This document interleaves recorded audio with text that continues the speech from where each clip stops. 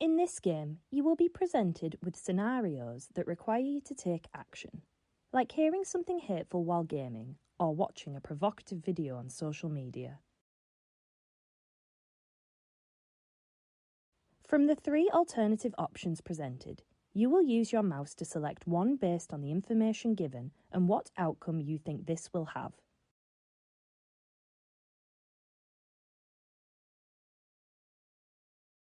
The choices you make will determine the route your character takes.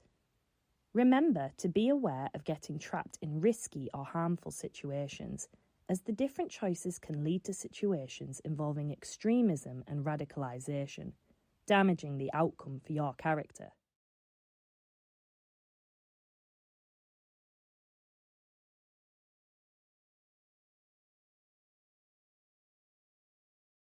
Charlie was enjoying an online game with friends. Charlie had not long started attending a new college in East Riding, and they were so relieved to have made new friends having recently left school. Charlie has started browsing new games and websites that some of the new friends use. Sometimes, though, the people on these websites say things that seem off, even slightly concerning. Someone on this website has encouraged Charlie to download a video, but Charlie is unsure.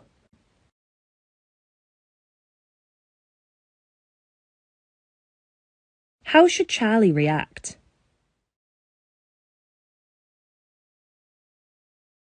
Charlie went and spoke to their mum about some of the concerning content online. Charlie's mum listened to their concerns and tried her best to answer Charlie's questions about what they had heard. Charlie learned that some people hold extreme beliefs and express them in hurtful ways, sometimes encouraging others to do the same and get involved. Charlie was relieved they did not download the unknown video, as they did not know what the consequences of doing so could be. In some cases, downloading or streaming certain content can lead to a terrorist offence conviction.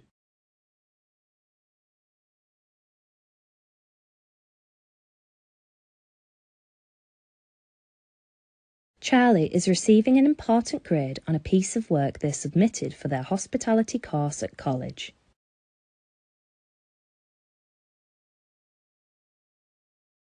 Charlie put in a lot of effort for this work and is excited to receive good feedback.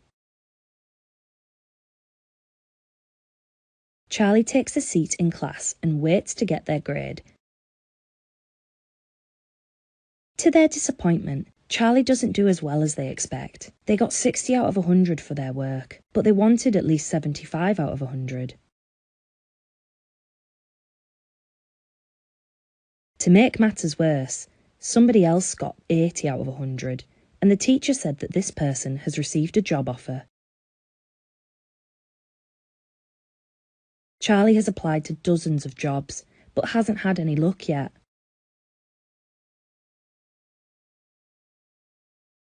Somebody else in the class tells Charlie that this is proof that immigrants are coming to the UK and taking our jobs.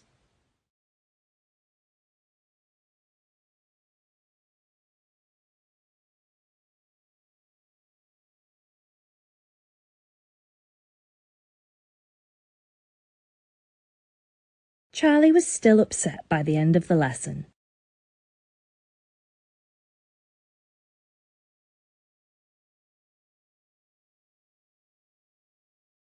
They couldn't get past the thought that their classmates had received a job offer, but they hadn't. Charlie spoke with their teacher after the lesson, and they learned why their grade had not been high and how to improve. The teacher listened to Charlie's frustrations about not having any job offers yet and booked in a time to help with some new job applications.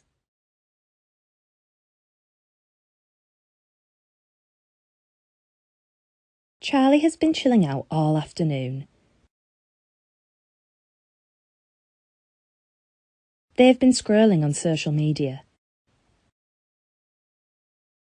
They spot a video that seems to be getting a lot of attention.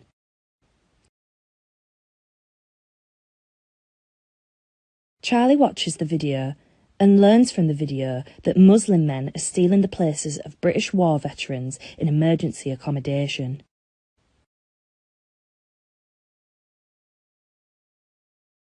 In the video, they explain that the government is betraying white British people and we need to take back control of our country.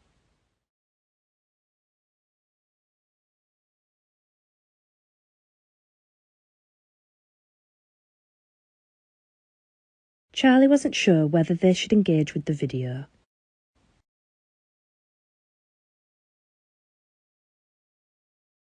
They carried on scrolling, and to their surprise, the next video showed a veteran and a dog moving into their new home that had been provided as a community initiative. They were also relieved that they didn't share the first video, as they learnt that the information was not accurate.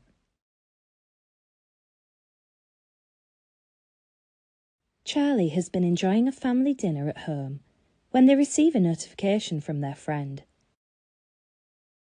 Charlie's mum makes a comment about using phones at the dinner table, but Charlie checks in anyway. Amelia, Charlie's close friend, has made a video encouraging young people in Bridlington to join a political group that seeks to defend English rights. Amelia encourages Charlie to join a secret group on an app Charlie hasn't heard of before. Charlie isn't sure whether to join, explore further, or ignore.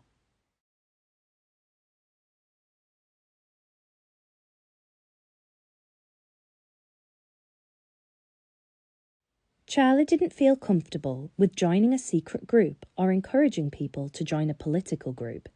They felt it was down to the individual to decide for themselves. They carried on with the family dinner and went to bed early, knowing college was coming up the next day. Charlie was looking forward to talking about the video their friend made, but seeing their friend that morning didn't go as planned. When morning came, Charlie was ignored by their friend for ignoring her post the day before and not having strong enough beliefs to associate with them anymore.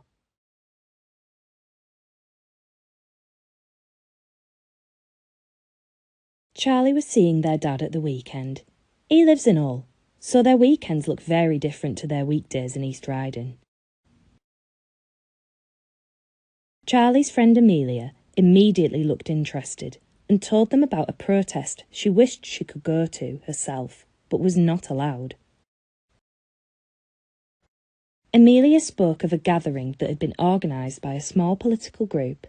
They would come together and protest the changes that Britain has been through in the last few years and the erosion of British values. Amelia talked about the banners and the pickets that her friends had made for the events and expressed a real regret that she could not go, begging Charlie to go in her place. Charlie has nothing to do this weekend, and a protest sounded like an interesting thing to take part in.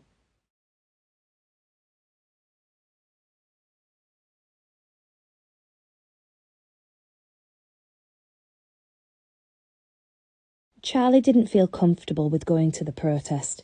It sounded risky, and they were meant to be there to see their dad. Charlie was really upset when Amelia told them they couldn't be friends anymore. They didn't share the same values. Charlie began walking home, thinking about whether they made the right decision. Charlie's phone started ringing. They didn't really feel like talking. It was their dad, and they were enthusiastically talking about plans for the weekend. Suddenly, Charlie was reassured about their decision.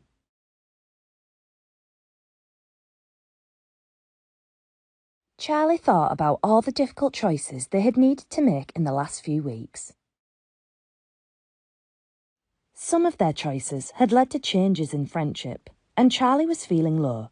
as they weren't sure if they had made the right decisions. The teacher had noticed this and decided to reach out. The teacher sat with them and talked openly and frankly about the ideology that Charlie had discovered.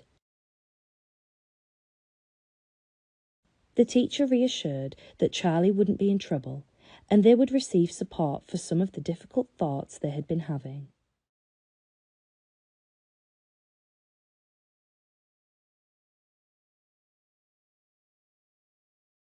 Charlie accepted they may need support.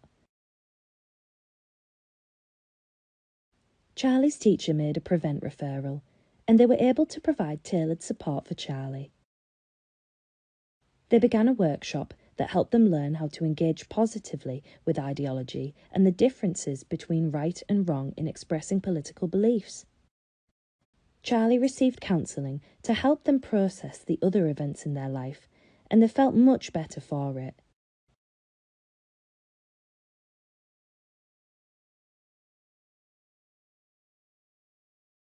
What is PREVENT? PREVENT is a referral programme operated by the Home Office in partnership with local services. It was set up in 2003 as part of legislation responding to the 9/11 terror attack in the USA. The overarching aim of PREVENT is to stop violent extremism from happening within our communities. PREVENT works on the basis that any ideology can be harmful, and therefore anyone can be at risk of becoming radicalised. The programme seeks to identify cases of extremism before any violent acts are committed, and it does so by addressing difficulties vulnerable individuals may be experiencing and helping them overcome it. Why is PREVENT important? PREVENT is an important part of the UK's counter-terrorism strategy because it seeks to tackle extremist behaviour as it emerges instead of after an attack. It acknowledges that underlying issues and vulnerabilities play a role in extreme ideas and behaviours and wants to reduce the effects that push someone into extremism. It's important because PREVENT doesn't seek to punish people who have fallen victim to radicalisation. It aims to reduce the risk of violence and enable vulnerable people to live a life without hate or violence. Who does PREVENT support? Though it is rare, PREVENT understands that any ideology has the potential to harm others if the right conditions are met. PREVENT does not target any specific demographic, community or ideology, and the support they offer is available to anyone who may be motivated by an ideology to behave in an extreme manner. This means that anyone could be referred to PREVENT to receive their support. What is the process and how does PREVENT work? PREVENT will only come into contact with someone if they receive a referral either from them directly or from someone who has concerns. Referrals can come from a variety of places, such as parents, other family members or friends, teachers and health or social workers. Anyone can make a referral if they have concerns about radicalisation. The referral asks the person filling the form to include details about the individual's behaviour, beliefs and other contextual factors that might make them vulnerable. The referral is then reviewed by a panel of experts from different fields to discuss if the person is at risk or not, and what kind of support would be most appropriate. Most referrals are not followed up by PREVENT if support from other organisations is more appropriate. On the occasions where PREVENT does take on a referral, the information is passed to Channel. Channels are the specialists in supplying support that is specific to radicalisation and ideologies. They work with the individual to reduce the risk of harm to that person and wider society. They take a multi-agency approach to providing support, so support could involve mentors, interactions with people who left harmful ideologies, family support, financial and housing support, counselling or therapy sessions, religious support and more. Receiving support from PREVENT or Channel does not appear on a criminal record. Any involvement is always confidential and voluntary. Involvement with PREVENT seeks to lead people away from behaviours that are against the law before they engage. It is designed not only to keep communities safe and peaceful, but to enable the individual at risk to live a fulfilling life without the risk of fines, arrests, or prison sentences, which may arise from extreme behaviours.